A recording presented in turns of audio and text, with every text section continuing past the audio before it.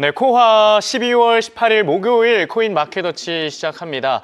어제 미증시 하락으로 인해서 암호화폐 시장도 좀 하락세를 계속해서 이어졌는데요.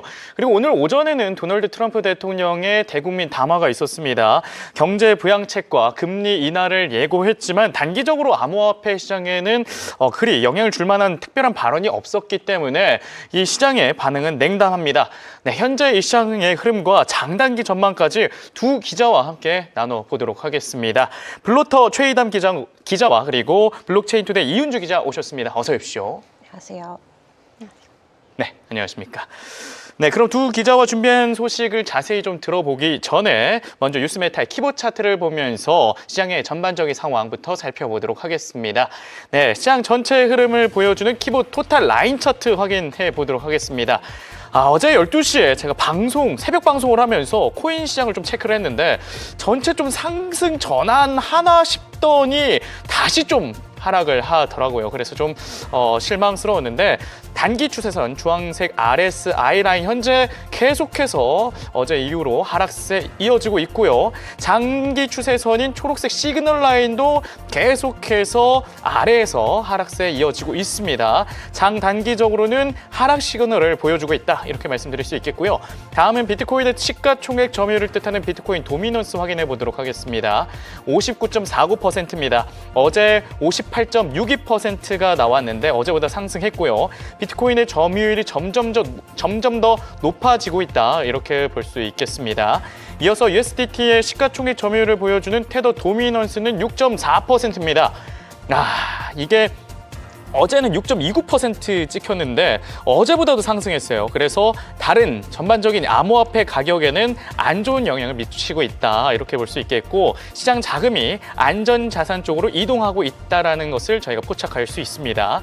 다음으로 중장기적 관점으로 암호화폐 시장 점수를 주는 키포인트 스코어는 마이너스 13.25%입니다. 어제 방송보다도 하락을 했습니다. 중장기적으로 그러나 여전히 횡보세를 보일 것이다. 이렇게 나타내고 있고요. 반면 단기적 관점의 라이브 키포인트 스코어는 2.47%입니다. 이 부분도 어제보다 하락했습니다. 단기적 관점으로도 횡보세가 이어질 것이다. 이렇게 보실 수 있겠습니다. 네, 이렇게 해서 뉴스메타의 키보드 차트를 통해서 암호화폐 시장의 전반적인 흐름 살펴봤습니다. 차트 내용은 매매 시 참고용으로 활용해 주시고 투자는 신중하게 결정하시기 바랍니다. 네, 그리고 실시간에 채팅창 참여해 주고 계신 우리 웰커미 여러분들 찾아와 주셔서 대단히 감사합니다. 메릴리 치킨님 또 오셨고요. 퓨튜브님 오셨고 비아이님 그리고 땅비니님 오셨고 또 양승준님 코하 해주셨습니다.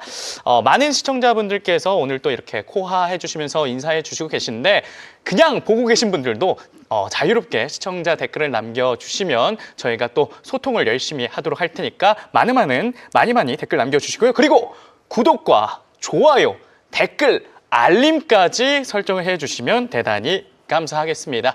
그러면 본격적으로 오늘의 주요 코인부터 살펴보도록 하죠. 비트코인부터 살펴보도록 하겠습니다. 최 기자.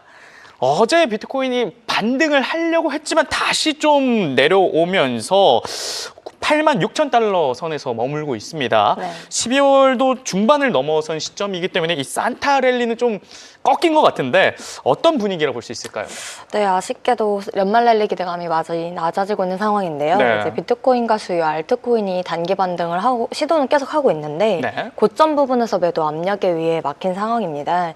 이제 기술적 지표상 주요 지지선이랑 저항선 역시 뚜렷해지면서 시장은 관망 모드에 이제 접어드는 모습으로 볼 수 있겠습니다. 현재 비트코인이 86,000달러에서 9만 달러 사이를 이제 왔다 갔다 하고 있는데요. 파사드 인베스터 데이터 기준에 따르면 이번 주 들어 현물 비트코인 상장지수 ETF에서 총 6억 3,480만 달러 규모의 순유출이 발생해 기관 투자자의 신중한 태도가 이어지고 있습니다. 이제 시장 전반에서 보면 비트코인과 알트코인 모두 단기 반등이 고점 매도에서 막히는 모습이 좀 반복되고 있는 상황이거든요. 이제 ETF 자금 흐름과 기술적 저항 구간을 고려할 때 연말까지는 방향성이 없는 변동성 장세가 이어지지 않을까 하는 평가가 크게 나오고 있는 상황입니다. 이론에 따르면은 원래 비트코인이 4년마다 이제 반감기가 이제 겪고 가격이 좀 상승할 거라는 이제 기대가 있었는데 네. 이에 대한 이제 견해를 밝힌 애널리스트가 있습니다. 이제 크립토컨투 수석 애널리스트 줄리오 모레노는 자신의 X 이제 전 트위터에서 비트코인이 4년 주기 반감기 논쟁이 사실 계속되고 있는데 이 핵심은 반감기나 가격 퍼포먼스보다는 수요 증가 파동에 더 집중해야 된다고 이제 견해를 밝혔습니다. 네. 이제 반감기 주기 해석 기준이 이벤트나 뭐 가격 등락보다는 수요 흐름에 둬야 한다는 입장인데요. 네. 이미 사이클 정점을 통과해서 저점으로 내려가고 있는 상황이라서 구체 상황이기 때문에 이제 수요가 좀 많다 이 부분을 좀 더 집중해야 된다는 거고, 근데 다만 이제 구체적인 시점이나 수요 지표 같은 것들은 좀 제시하지 않아서 살짝 아쉬운 상황입니다. 네. 그런데 이 비트코인, 이런 거를 좀 방송에서 안 다루고 싶죠. 어쩔 수 없이 다뤄야 되잖아요. 6만 달러까지 추가 하락 가능성이 있다라는데. 네, 사실 뭐 4만 달러까지 추가 하락할 것 같다라는 말도 좀 나오긴 하는데 네. 이제 대부분의 전문가들은 이제 6만 달러 정도 추가 하락 가능성을 보고 있습니다.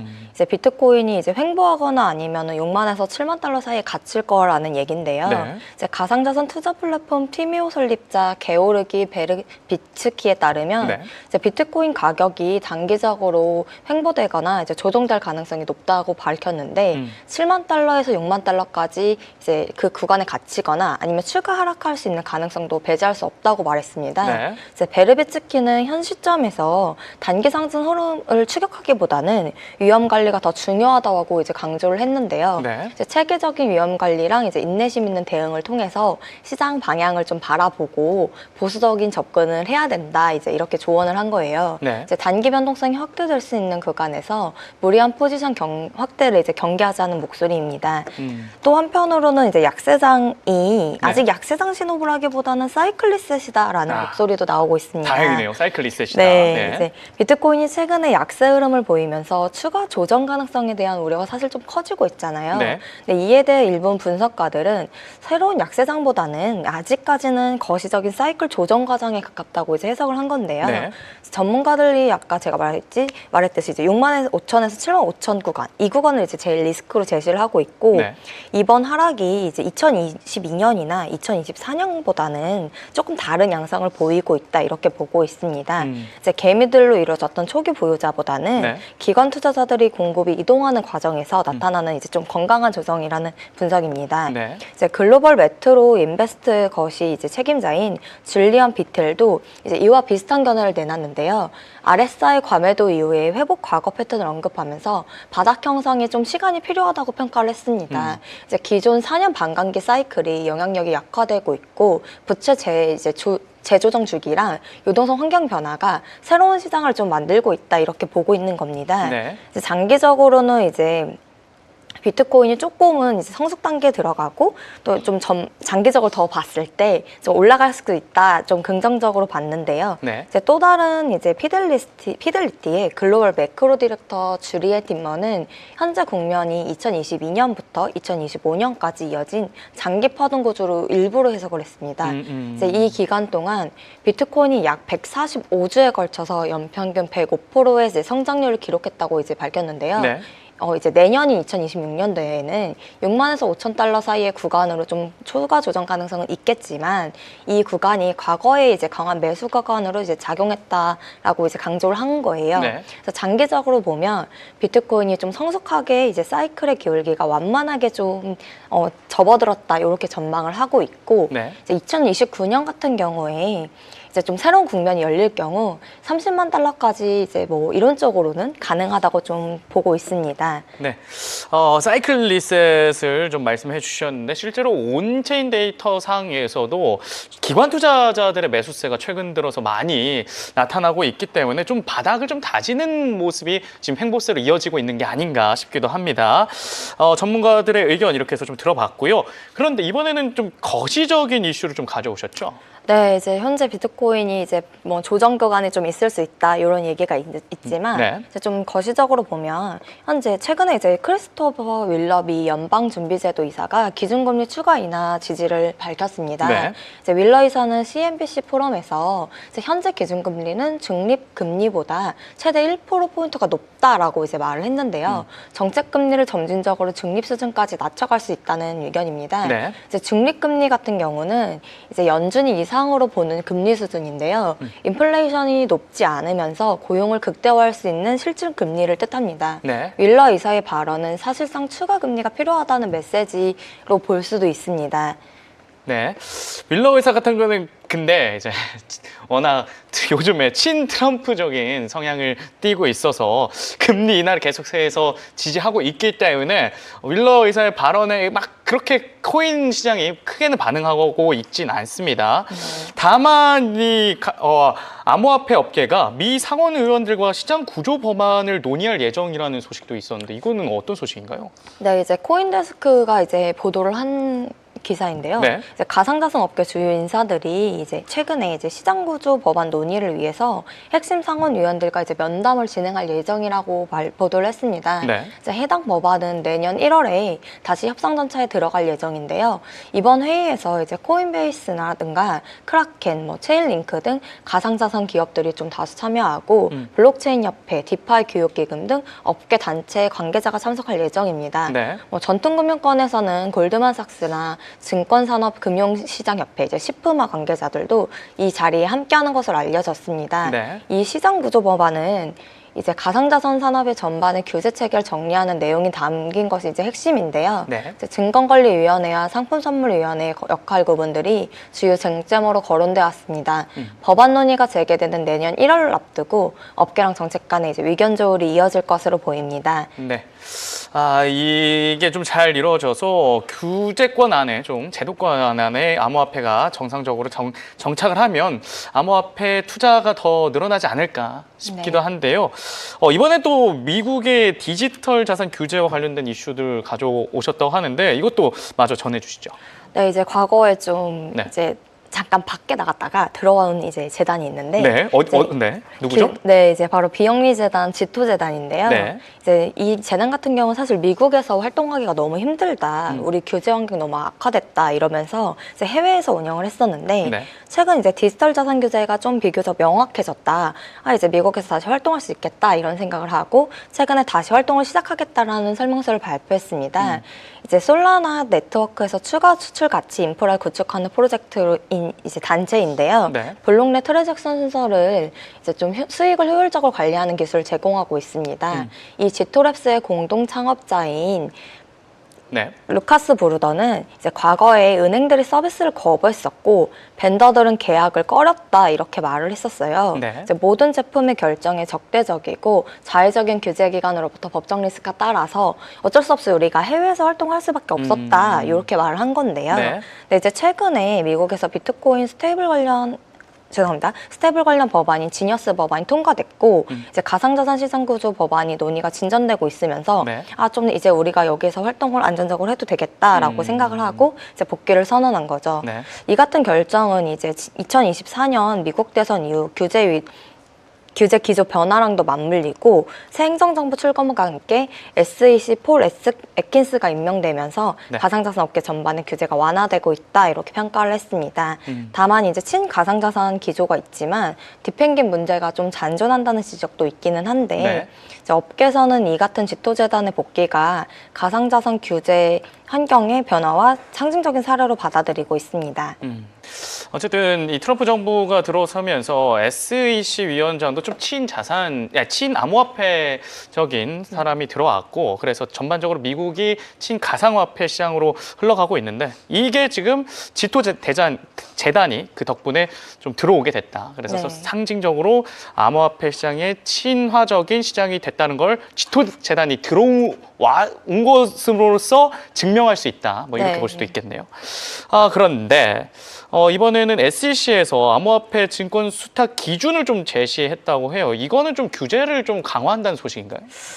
그렇게도 볼 수 있을 것 같은데 다만 요건을 좀 명확히 했다고 볼 수 있을 것 같습니다. 이제 미국 증권위원회 그러니까 SEC 산하 거래시장국이 가상자산 증권을 다루는 브로커 딜러들의 수탁 기준에 대해 공식 입장을 발표한 건데요. 네. 쉽게 말해서 가상자산 증권을 기존 증권 규제 안에서 어떻게 보관하고 관리할 수 있는지에 대한 그 가이드를 내려준 겁니다. 이제 업계 같은 경우는 그동안 좀 불확실성이 해소됐던 부분이 어느 정도 좀 해소됐다는 신호로 받아들이고 있고요. 네. 좀 관련해서 핵심 내용을 좀 살펴보면 기존 증권거래법의 물리적 보유라는 요건이 있는데 이걸 가상자산 증권에도 적용을 할 수 있다고 본 겁니다.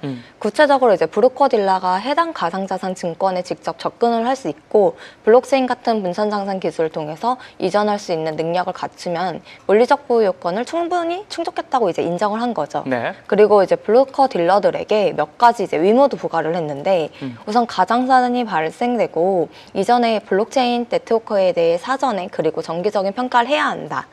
그리고 이제 네트워크 성능이나 보안성, 합의 메커니즘, 거버넌스 구조 같은 걸 점검도 해야 되고 하드포크나 에어드롭이 발생했을 때 어떤 영향이 있는지도 분석해야 한다고 말을 했습니다. 네. 이제 만약 이 과정에서 뭐 보안 문제라든가 운영상 결함 이런 문제가 발생을 하면 해당 가상자산 증권을 보유한 것을 인정을 받을 수가 없는 상황입니다. 아, 네. 네, 그러면, 또한 네. 이제 개인키 관리도 중요한 조건으로 제시가 됐는데요. 이제 가상자산 접근을 하려면 사실 개인키가 필요하잖아요. 네. 이게 도난당하거나 분실되거나 뭐 무단으로 사용되지 않도록 철저하게 관리를 하라 이겁니다. 네. 뭐 고객이든 제3자든 계열사든 함부로 접근할 수 없고 통제하는 게 기본 전제가 되겠고요. 비상 상황에 대한 대비도 요구가 됐는데 뭐 블록체인 장애가 생기거나 51% 공격을 받거나 하드포크나 에어드롭 같은 예외적 상황이 발생했을 때 브로커 딜러가 청산이나 파산 절차에 들어갔을 때 가상자산 증권을 안전하게 이전하고 접근할 수 있는 계획을 미리 세워놔야 한다고 말을 했습니다. 다만 이제 SEC는 이번 성명의 공식 규정이나 법적 구속력이 있는 건 아직은 아니라고 선을 그었습니다. 네. 위원회의 최종 입장을 대신하는 것도 아니고 그렇지만 이제 시장 참여자들이 그동안 궁금했던 부분에 대해 해석을 어느 정도 제공을 하면서 중간 단계 이제 조치로서 좀 작용할 것 같다는 평가가 나오고 있습니다. 네, 이게 완전히 규정으로서 자리 잡지는 않았지만 그래도 어느 정도 가이드라인을 잡아둠으로써 나중에 또 좀 더 규제화로 들어갔을 때는 이 가이드라인대로 규정이 만들어질 수도 있겠네요. 네, 맞습니다. 네, 이런 부분도 저희가 계속해서 체킹을 해봐야 되겠고 그리고 미 연준이 23년 은행 혁신 제한 지침을 철회했다는데 이것도 암호화폐 시장하고 어떤 연관성이 있는 거죠? 네, 이제 기존에 이제 은행 2023년도에 발표했던 은행 혁신 제한 지침을 공식 철회를 한 건데요. 네. 이제 이게 책임 있는 혁신을 지원하는 새로운 정책 성명으로 채택이 됐는데 미셀 보만 연준 감독 담당 부의장은 새로운 기술은 은행의 효율성을 높이고 고객에게 더 나은 상품과 서비스를 제공할 수 있다면 네. 안전성과 건전성을 유지하면서 현대적으로 효율적인 금융 시스템을 만들기 위한 경로를 제시할 수 있다라고 말했습니다. 네. 그러니까 이게 무슨 얘기냐면 이제 그 2023년에 가상자산이 많이 규제되고 이랬었는데 그렇죠. 그거를 좀 풀어준다고 이제 해석을 할 수 있습니다. 네. 이제 철회된 2023년 지침이 뭔지를 살펴보면 네. 연준이 감독하는 주현 은행의 활동 범위를 다른 연방 규제 기관에서 제한하는 내용이 있었습니다. 네. 근데 사실상 이제 일부 은행들이 가상자산 관련 활동을 하지 못하도록 만드는 근거로 그동안 쓰여왔거든요. 근데 이거를 이제 연준이 그동안 금융 환경이랑 기술이 많이 발전하고 이해가 크게 바뀌었다, 시장이 좀 많이 받아들여졌다고 생각을 했는지 네. 기존 정책을 더 이상 적절하지 않다고 판단해서 철회를 한 겁니다. 이제 엘레노어 트렛 전 폭스 비즈니스의 기자 같은 경우는 네. 이제 자신의 전 트위터에 연준이 모보험 은행의 연준 회원 자격 및 가상자산 참여자를 사실상 차단을 했었던 지침을 철회했다며 이 지침은 이제 커스토디아 은행이 네. 마스터 계좌 신청이 거부되는 근거로 작용했던 구적이라고 지적을 했습니다. 이제 시장에서는 이번 결정이 미국 은행권의 가상자산 사업 확대에 중요한 전환점이 될 수 있다고 해석하고 있습니다. 네, 은행권도 점차 이제 암호화폐를 받아들이는 모양새다 이렇게 볼 수 있겠는데 마지막으로 이 암호화폐 시장의 최대 변수가 될 수 있고 항상 이 암호화폐 시장의 꼬리표로 달렸던 양자 기술에 대한 의견이 또 나왔다고요? 네, 이제 네. 경고가 또 한 번 나온 건데요. 그렇죠. 이제 양자 컴퓨팅과 이제 비트코인이 계속 얘기가 나오고 있는데 네. 창과 방매처럼 네. 비트코인이 이제 2028년까지 이제 양자 기술에 대한 내성을 갖추지 못하면 가격이 급락할 수 있다는 경고가 나온 겁니다. 얼마까지 급락하죠? 아직 뭐 그렇게 크게 구체적으로 나온 건 아닌데 네. 좀 대략적으로 $5만 5만 아래까지 달러요? 좀 하락할 많은데? 수도 있다고 나왔습니다. 아하, 네. 이제 미국의 암호화폐 투자자 카프 리올 찰스 에드워드 설립자 같은 경우에 이제 X를 통해서 2028년까지 대응책이 배포되지 않으면 네. 비트코인 가격은 $5만 아래로 하락할 거라고 밝혔는데요. 이야. 이제 문제를 해결하기 전까지 가격을 내려갈 수 있다고 이제 경고를 하면서 네. 이 문제가 반드시 내년에 해결이 돼야 된다. 그렇지 않으면 비트코인이 역사상 가장 큰 하락장을 맞을 것이라고 이제 말을 했습니다. 네. 이제 다만 이제 암호화폐 전문가 거시학자인 루크 그루맨도 네. 이제 최근에 이제 양자 컴퓨터는 암호화폐 생태계 전반을 위협할 수 있다면서 장기적으로 이제 가격 부담이 작용할 것이라고 또 한 번 말을 했는데요. 네. 근데 이에 대해 반대 의견을 내는 사람도 있습니다. 누구죠? 네, 바로 최대 이제 비트코인 비축을 한 네. 스트레지를 이끄는 세일러요? 네. 이분은 반대 의견을 말할 수밖에 없잖아요. 맞습니다. 자기 자산이 걸려 있으니까. 네. 뭐라 했죠? 이제 비트코인이 세상에서 가장 해킹이 어려운 대상이라고 이제 말을 네. 했는데요.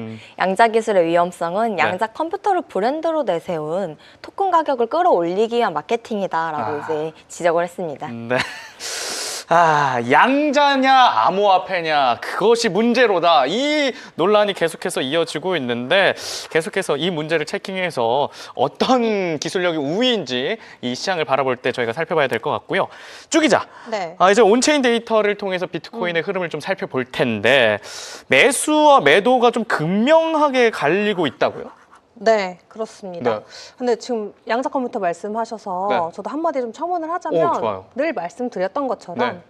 양자 컴퓨터로 비트코인 털릴 걱정하기 전에 우리 은행이나 좀 신경을 쓰자. 은행이 먼저 털리겠죠. 그럼요. 훨씬 더 빨리. 블록체인은 암호화 기술로 돼 있는 자산이기 때문에 그쵸. 조금 더 시간이 오래 걸려요. 근데 제가 한 3, 4년 전에 네. 한 이제 암호학 교수님 모시고 방송했을 때 그 교수님께서 네. 이 양자 컴퓨터로 해킹을 하면은 지금 비트코인 수많은 채굴자들이 모여서 막 수학 문제 풀어가지고 그쵸. 비트코인 하나 얻고 뭐 이거 지금 하고 있잖아요. 그쵸. 가성비 엄청 안 나오는데 근데 양자 컴퓨터로 하면은 40초인가? 40초? 뭐 수십 초 안에 할수 남은 모든 비트코인 물량을 다 털 수가 있대요. 근데 우리 시중은행은 그럼 1초도 안 걸릴 것이다. 0.00001초. 네, 네. 그렇기 때문에 우리가 양자 어떤 기술로 우리 코인 시장에 대한 그쵸. 하락을 걱정하기보다는 역발상이네요. 네, 양자의 시대가 오면은 우리 모든 데이터가 사실은 위험에 노출이 되는 거다. 그리고 그 양자의 기술이 워낙 뭐 이렇게 이야기하면 또 양자 컴퓨터 관련주들 가지고 계신 분들 속상하실 수도 있지만 정말 상용화되기까지 아직도 수십 년이 남았다. 그렇죠. 아직 라는 멀었죠. 입장들이 많습니다. 그래서 그리고 저는 그때가 되면은 그 양자 컴퓨터에 맞는 또 새로운 자산이 나올 거라고 생각해요. 지금 우리가 AI와 블록체인이라는 기술을 기반으로 4차 산업에 살아가고 있고 네. 이 4차 산업에서 이 신기술들을 기반으로 해서 나온 자산이 비트코인인데 이제 퀀텀의 시대는 5차 산업이잖아요. 그쵸. 그 5차 산업에 맞는 또 다른 그 기술을 기반으로 한 무언가가 나올 거기 때문에 화폐 형태는 계속해서 변화가 되고 지금 우리가 사는 AI와 블록체인 시대가 그게 크립토일 뿐이지 그때 돼서는 또 그 시장을 먼저 선점하는 자들이 막대한 부를 쌓을 수 벌겠죠. 있을 거기 때문에 지금은 당장 그 걱정하지 말고 당장 우리가 연말을 어떻게 보낼지부터 고민을 해보자라는 말씀을 드려야 될 것 같아요. 좋습니다. 지금 비트코인 가격이 86,000달러에서 계속적으로 가격 횡보를 이어가고 있는데 네. 사실 명확한 수급 주체들이 이 거래소 데이터를 통해서 좀 포착이 되고 있습니다. 미국과 아시아의 수급이 좀 분리가 돼서 이어지고 있는데 한마디로 미국 대표 거래소 코인베이스 생각해 볼 수 있겠고요. 아시아 대표 거래소 바이낸스. 그리고 우리가 이걸 보통 기관과 그리고 개인의 물량이다 이렇게 나눠서 이야기를 하잖아요. 미국 쪽 같은 경우는 코인베이스 쪽의 프리미엄 지수가 최근에 다시 아래로 내려오면서 지금 변동성을 보여주고 있지만 그래도 12월 내내는 지속적으로 양수를 유지를 했습니다. 한마디로 기관들은 매수 우위, 미국의 달러 자산은 매수 우위를 보이고 있고 이 아시아권의 거래소인 바이낸스, 바이빗, OKX에서는 매도 우위, 한마디로 개인들은? 리테일들은 팔고 있다. 지난주부터 온체인 데이터 계속 동일한 지금 시사점을 보여주고 있죠. 그래서 이런 상황에서 중국을 비롯해서 아시아권에서 누가 그렇게 팔고 있나라는 주체를 또 확인을 해보시면 네. 일단 주요 매도 주체가 첫 번째가 채굴자들입니다. 최근에 글로벌 해시레이트가 8%까지 지금 감소가 돼 있는 상황인데 네. 중국이 채굴 금지를 했음에도 불구하고 사실 중국 쪽의 채굴 비중이 그렇게 적진 않아요. 한 14% 정도? 그러니까 지금 비트코인 채굴하는 100명 중에 14명이 중국에서 오고 있다라고 생각을 하셔도 네. 되는데 그 중에서도 최근에 네트워크 감소와 함께 중국 쪽 해시레이트가 계속해서 내려가고 있는 상황입니다. 한마디로 네. 해시레이트가 내려가면 사람들이 이제 데스 스파이럴이라고 해서 채굴자들이 해시레이트가 감소가 되면은 네. 이제 수지 타산이 안 맞아요. 하나의 비트코인을 캐기 위해서 더 많은 돈을 투자를 해야 되기 때문에 그냥 포기를 합니다. 마진이 안 좋은 거군요. 네, 사업장을 닫게 돼요. 네. 그러면은 채굴자들이 자기들 컴퓨터를 하나 둘씩 끄기 시작하면 해시레이트가 이렇게 내려가게 돼 있거든요. 네. 그럼 해시레이트가 내려가면은 이게 보통 어떻게 읽히냐면 네트워크의 보안이 약해지고 있다는 신호예요. 그럼 네트워크 보안이 약해지면은 기관들 입장에서는 좀 불안정한 구조로 보일 수가 있기 때문에 그렇죠. 비트코인의 가치가 또 내려간다. 그럼 비트코인의 가치가 내려가면 또 가격이 내려가죠. 그렇죠. 한마디로 비트코인 가격이 올라가기 위해서는 해시레이트가 올라가야 되고 네. 해시레이트는 어떻게 올라가냐? 채굴자들이 많을수록 많아야 올라갑니다. 되는데. 근데 지금 해시레이트가 줄어들고 있다고. 마진율이 안 말씀드렸죠. 나오니까 다 떠나는 안 거잖아요. 나오니까. 그러니까 이게 지금 계속해서 데스 스파이럴 말 그대로 죽음의 서클처럼 계속 채굴자들은 돈 없어서 문 닫고 문 그러니까요. 닫으면 비트코인 가치 내려가고 가치 내려가면 가격 떨어지고 이게 무제한으로 돌아가고 있다라는 거예요. 완전 경기 침체 굴레 빠진 것 같은 느낌. 그렇죠. 근데 지금 그게 중국 쪽 네. 채굴자들에서 나오고 있어서 일각에서는 이런 루머도 있습니다. 이 데스 스파이럴 때문에 네. 결국에는 비트코인이 가치가 0에 수렴할 것이다. 이거는 근데 옛날부터 있어 왔던 그런 주장이에요. 얘기, 네. 늘 있어 왔던 이론인데 네. 결론적으로 지금 이 해시레이트가 줄어들고 있는 건 어떤 의미로 봐야 되냐면 정말 마이너한 마이너들 마이너한 마이너들. 그러니까 소수의 마이너들, 음. 채굴장 규모가 크지 않은 마이너들, 채굴자들은 유지가 안 돼요. 그러겠죠. 근데 대기업들은 네. 치킨 게임에서 살아남는 겁니다. 그러니까 결론적으로 이제 잔바리들 뭐라고 하죠? 잔챙이들? 잔챙이들, 네. 뭐 잔잔바리 똑같은 네. 것 같은데. 네, 이제 어쨌든 그러니까 소규모 네. 업체들은 문을 닫을 수밖에 없고 이게 점점 대기업들이 대규모로 채굴하는 쪽으로 물량이 더 쏠릴 수밖에 없는 구조다. 그래서 이게 데스 스파이럴이라고 보기보다는 네. 결국 치킨 게임에서 대형사들만 살아남는 구조라고 우리가 풀이를 해야 된다라는 말씀을 드리고 싶었던 거고. 남은 코인이 얼마 남지 않았잖아요. 얼마 이게. 남지도 않았어요. 5%도 안 남았습니다. 그렇기 때문에 작은 애들은 어쩔 수 없이 떨어져 나갈 수밖에 없어요. 갈수록 가성비가 안 나오는 산업이에요. 그렇죠. 이 산업은. 그렇기 때문에 이 채굴자들의 매도 주체가 있는 건 확실하고 네. 해시레이트도 떨어지고 있지만 해시레이트 전체 지표를 보시면 여전히 역사상 거의 최고점까지 올라와 있어요. 왜냐하면 이제 4년 주기의 반감기를 통해서 네. 비트코인의 채굴 난이도가 계속 올라가잖아요. 그렇죠. 그렇기 때문에 해시레이트는 평생 우상향일 수밖에 없어요. 근데 그 안에서 이제 등락이 오고 가고 하는데 네. 채굴자들의 이런 데이터를 보고 또 일부 이제 루머나 이제 이런 것들을 생성하시는 분들은 이제 망한다. 채굴자들 팔고 다 나가고 있다. 영으로 수렴할 것이다. 네, 이렇게 풀이를 하지만 네. 큰 그림에서 놓고 봤을 때는 자연스러운 현상이다라고 여러분들께서 생각을 하셔야 될 것 같고 그렇죠. 그리고 채굴자들도 팔고 있지만 특히 아시아 고래들도 최근에 지속적인 매도를 이어가고 있습니다. 네. 중국에 집중돼 있는 초기 보유자들의 매도 물량이 많이 나오고 있는 것으로 체크가 되고 있는데 최근에 단기 보유자들이 많이 팔고 나갔다 그랬잖아요. 손실 그렇죠. 보고 나갔는데 장기 보유자들도 중국을 기반으로 하고 있는 극초기 투자자들이 최근에 매도세를 계속해서 보내면서 네. 지난 30일 동안 역대 최고치까지 이 초기 보유자들의 매도 물량이 쏟아졌다라고 해요. 한마디로 중국에서 채굴자들이 항복하고 또 비트코인 홀더들이 매도를 하면서 그쵸? 중국발 약세가 좀 이어지고 있다라고 온체인 데이터는 지금 이야기를 하고 있습니다. 중국 사람들 왜 다 나가는 거죠? 그러니까요.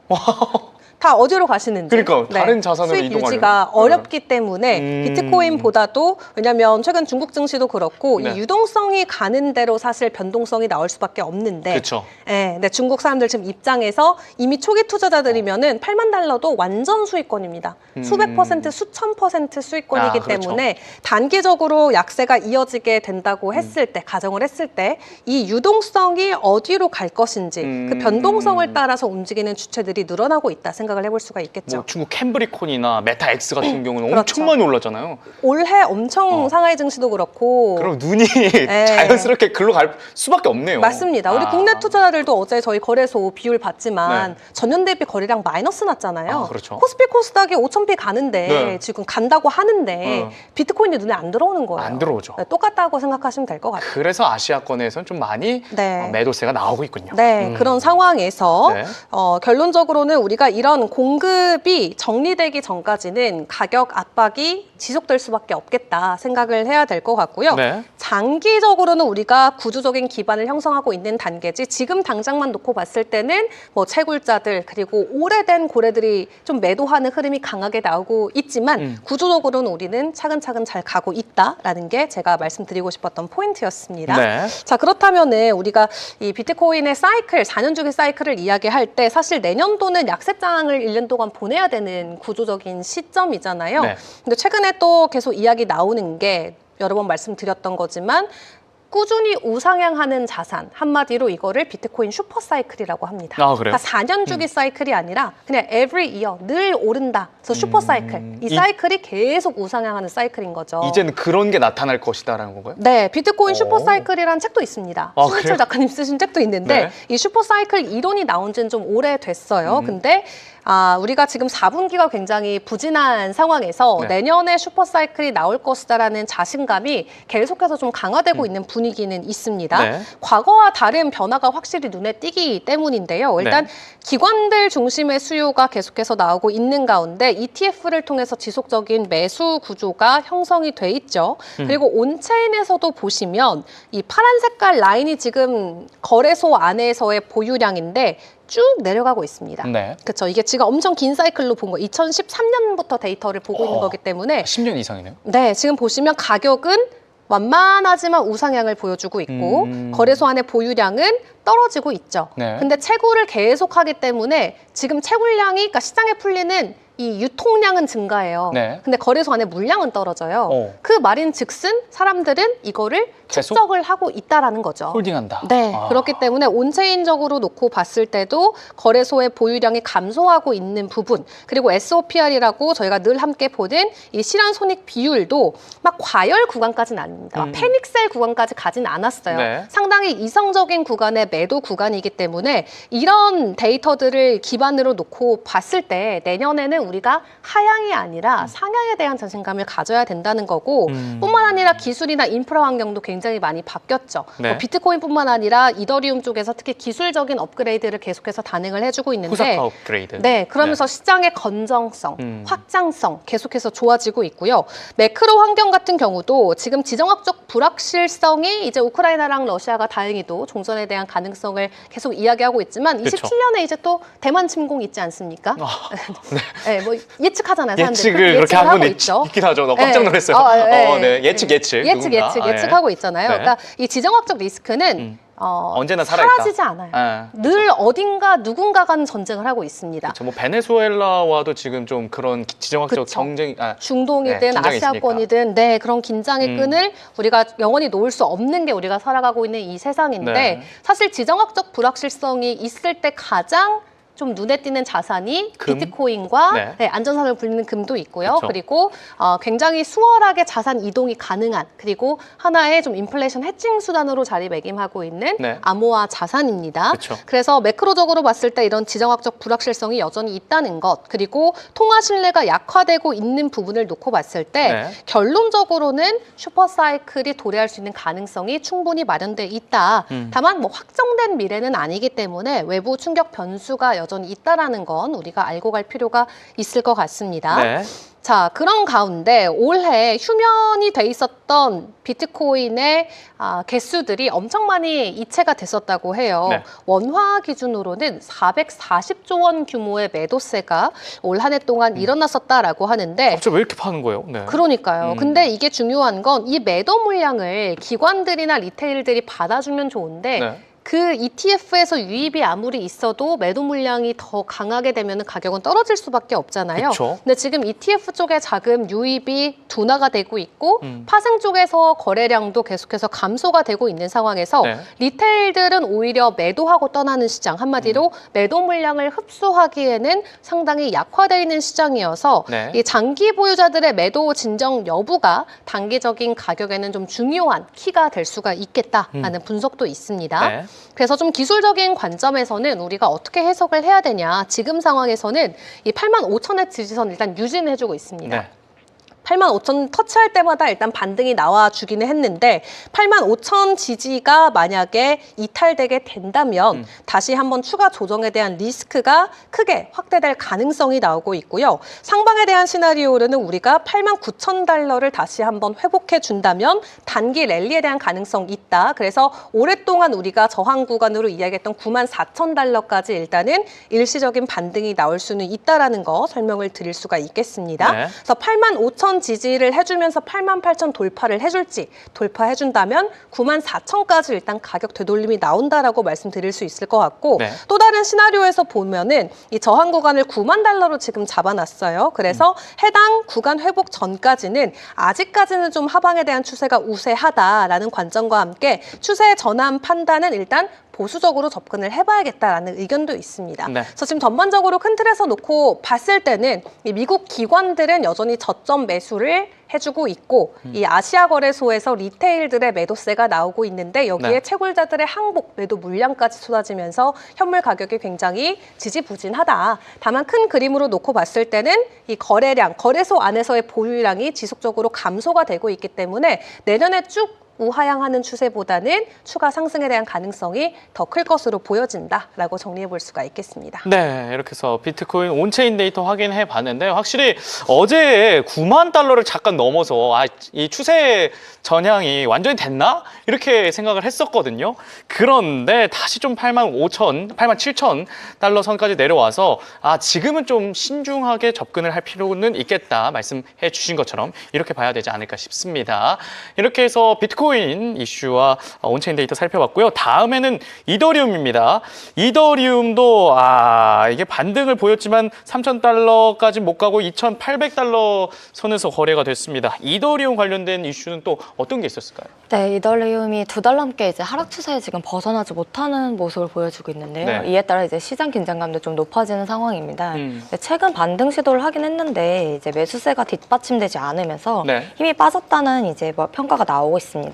투자자들의 신뢰가 좀 약해졌다는 평가인데요. 네. 네트워크 활동도 좀 눈에 띄게 위축됐습니다. 이더리움 네트워크 활동 주수가 7개월 만에 최저 수준으로 떨어졌거든요. 네. 이제 가격이 힘을 쓰지 못하면서 이제 거래 자체를 미루는 투자자들이 늘어나고 있는 상황입니다.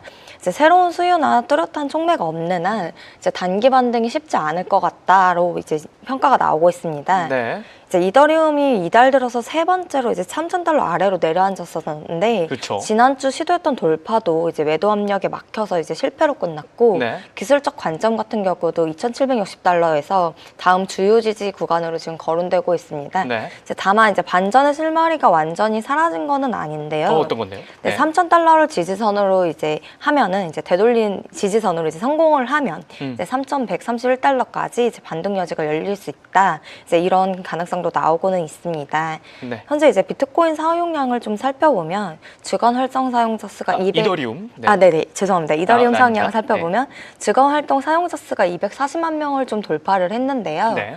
이제 이더리움이 이제 이 경우에는 과거 최고치에 이제 근접을 했고 테콘 터미널 기준으로 최근 수치 이전 사이클 급등 이후 중간 이상의 수준을 유지하고 있다고 볼 수 있습니다. 네.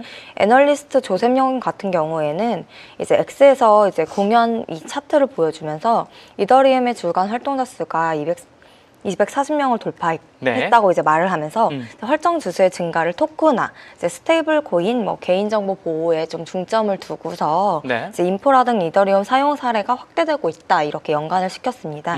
이런 카테고리들의 조합이 네트워크 참여를 좀 새롭게 이끌고 있다는 분석입니다. 이제 JP 모건 같은 경우에는 최근에 이제 이더리움 기반의 토크나 MMF를 출시를 했는데요. 이제 JP 모건 에셋 매니지먼트가 첫 토크나 MMF 상품을 이더리움 블록체인에서 출시를 했습니다. 이제 마이 온체인넷 일드 펀드 줄여서 이제 MONY인데요. 국채 같은 전통 자산에 투자하는 MMF가 이제 블록체인 생태계로 들어왔다고 볼 수 있습니다. MONY 같은 경우는 이제 현금이나 스테이블 코인, USDC로 가입을 하고 판매를 할 수 있고요. 투자자는 가입할 때 펀드 지분만큼 디지털 토큰을 받게 됩니다. 이제 토큰화된 MMF의 장점이 뭐냐 이렇게 물어보신다면 이제 실시간 거래가 가능하다는 건데 중간에 현금으로 환매를 할 필요가 없이 금융회사 간에 바로 이전을 할 수가 있어서 이제 담보 자산으로 활용을 하기 좋다는 겁니다. 이제 또 현재 비트코인 같은 경우에 이제 월가에서는 계속 베팅을 하고 있다. 이렇게도 이제 목소리가 나오고 있습니다. 이더리움이죠? 네, 이더리움에 네, 맞죠. 이더리움에 이제 베팅을 하고 있다. 이렇게 얘기가 자꾸 나오고 있는데 혹시 이 펀드 스텔렛의 톱니인가요? 맞습니다. 톱니가 계속해서 이 이더리움에 대해서 긍정적인 얘기를 하고 있는데 어떤 거죠? 네, 이제 계속 이제 이 톱니가 원래 이더리움을 계속 강세론자긴 한데 이제 2026년 중반까지 이제 최대 62,000달러에 도달할 수 있다는 시나리오를 제시했습니다. 현재 약 3,000달러 수준인 걸 감안하면 1,900%가 넘는 상승을 이제 전망을 한 건데 이제 톱니의 주장 같은 경우는 이더리움이 탈중앙화 금융, 즉 디파이 분야에서 여전히 핵심 인프라지를 유지하고 있다고 이제 판단을 한 겁니다. 이제 스마트 계약이라든가 스테이블 코인 이런 부분에 이더리움 생태계가 중심으로 발전을 했고 월가도 이더리움을 전통 금융이랑 블록체인을 잇는 핵심 플랫폼으로 이제 보고 있다는 목소리입니다. 특히 톱니가 주목을 한 거는 RWA, 이제 실물자산 토큰화인데요. 주식과 채권 같은 전통 금융 자산을 블록체인 위에 디지털 자산을 발행을 하고 거래하는 시스템이 본격화되면 금융 시스템 전반이 구조적으로 전환을 할 수 있다는 판단인데요. 이제 이거 1971년 근본 유제 폐지에 비유하면서 금융사들이 이더리움 기반으로 이동할 가능성을 강조했습니다. 다만 이제 이 전망 같은 경우에 전제가 하나 따르는데 뭐죠? 이더리움이 비트코인 가격이 4분의 1 수준의 거래가 돼야 된다. 그러니까 이런 전망입니다. 비트코인이 먼저 좀 대장 형님이 가줘야 이더리움도 따라갈 수 있다. 네, 맞습니다. 라는 이야기이네요. 그런데 이제 톱니 이야기를 하고 있는데 더 제이지님께서 톱니가 입만 열면 계속 빠진다고.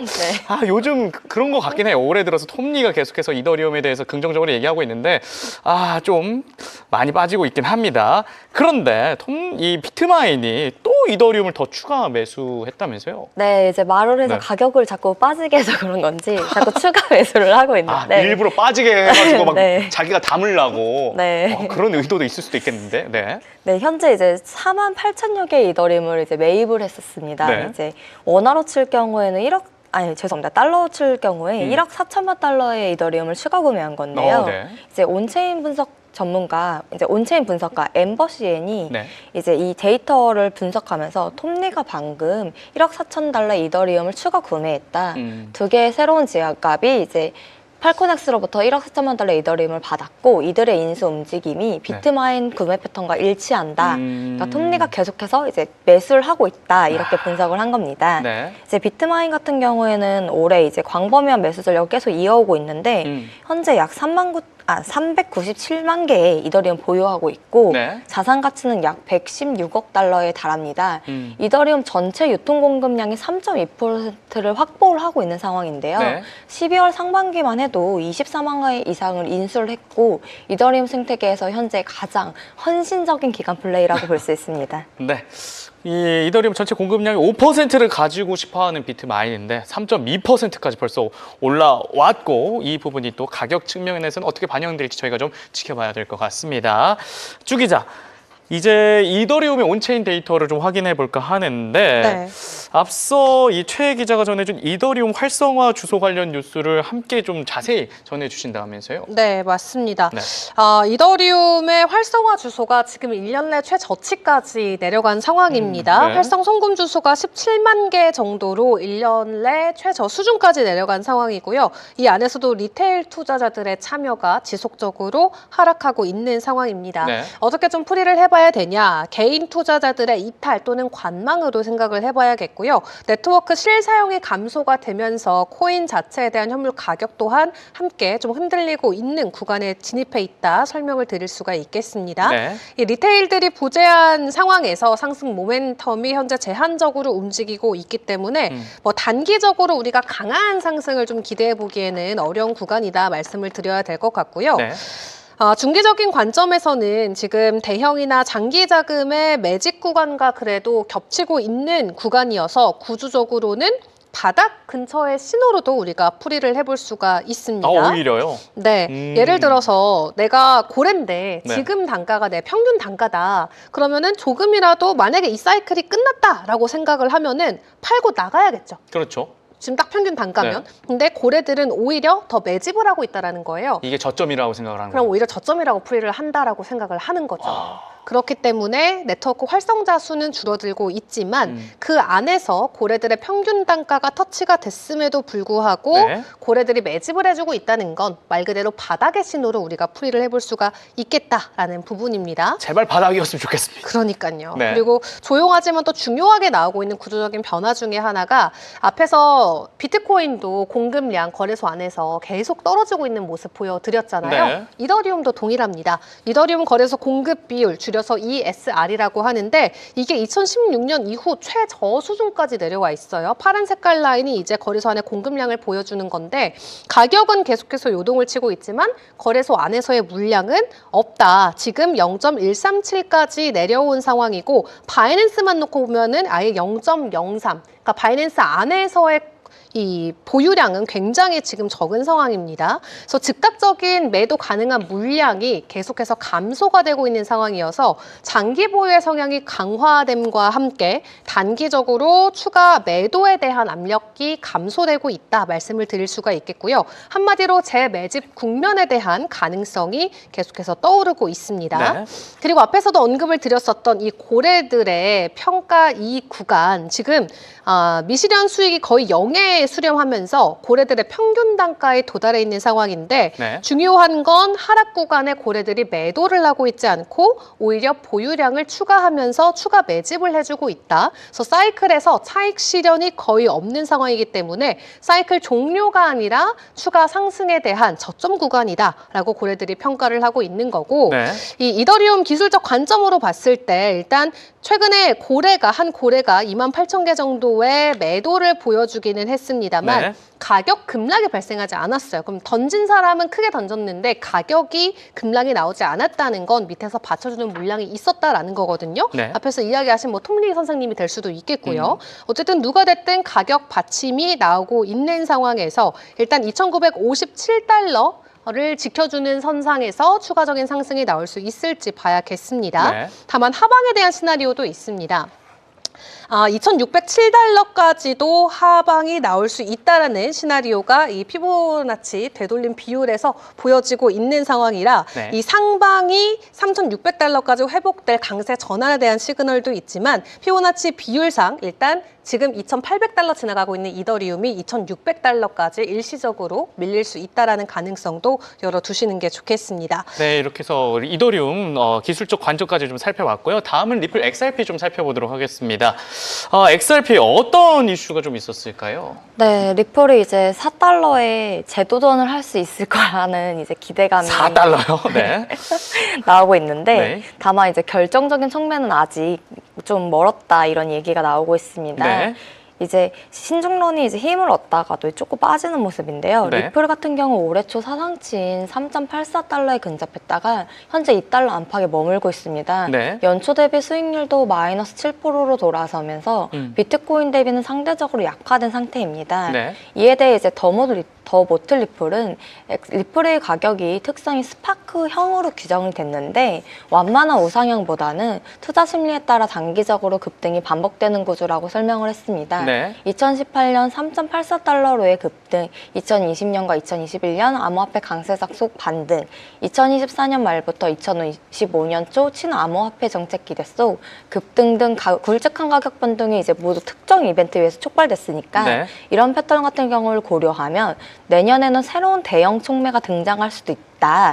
이제 대형 총매가 등장한다면 2달러에서 4달러로 급등이 가능할 거다라는 이제 시나리오가 성립되고 있는 거죠. 네. 근데 다만 이제 문제는 기대를 모았던 총매들이 실제 가격 상승으로 이어지지 못했다는 목소리도 나옵니다. 네. 11월 출시된 리플 현물 ETF에서 약 10억 달러의 자금이 유입됐는데도 네. 불구하고 이제 30일 동안 리플 가격이 오히려 15% 하락을 했습니다. 이제 같은 기간 비트코인 하락률이 10% 정도에 그쳤거든요. 네. 이제 미국 정부의 전략적인 디지털 자산 변이 측면에서도 리플의 존재감이 제한적이었다는 건데요.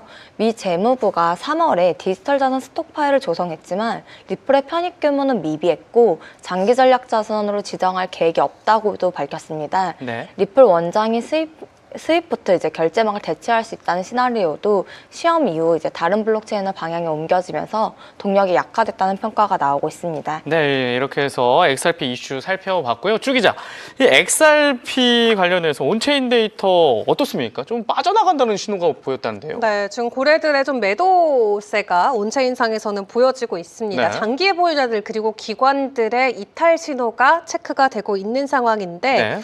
기관 수요가 점진적으로 이탈함과 함께 장기 보유자들의 대규모 차액 실현세가 온체인상에서 체크가 되고 있습니다. 네. 그래서 단기 수요가 하락 속도를 좀 완화시키고는 있지만 구조적으로 아직 안정기에 접어들었다라고 말하기는 어렵고 네. 무엇보다 신규 매수자가 부재하게 되면은 그 매도 압력이 추가적인 가격 하락으로 이어질 수 있는 만큼 현재 구간에서는 추가 변동성에 대해서 조금 가능성을 열어둬야 될 것 같습니다. 네. 간단하게 좀 차트적인 관점도 공유를 드리면 저항 구간으로 2.1달러 그리고 2.05달러 부근에 저항을 체크를 해보시는 게 좋을 것 같고 추가 하락이 나오게 된다고 했을 때 1.7달러까지 가격 되돌림이 나올 수 있다는 점도 체크를 해보시면 되겠습니다. 네, 이렇게 해서 리플까지 살펴봤습니다. 오늘 최이담 이윤주 기자가 준비한 소식 모두 전해드렸습니다. 날씨가 많이 추워지고 있습니다. 우리 웰컴이 여러분들 모두 감기 조심하시고요. 저희는 내일 또 찾아뵙도록 하겠습니다. 시청해주신 여러분 고맙습니다.